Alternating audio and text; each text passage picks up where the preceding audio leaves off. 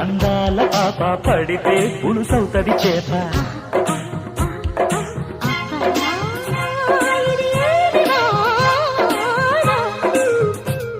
అబ్బబ్బా ఇది ఏమి వాన, కిటుకులు తెలిసిన చిటపట చిలుకులు, పిటపిటలాడిన పరువపు తడుకులు. ఆహా ఆహా ఇది ఏమి వాన. అబ్బబ్బా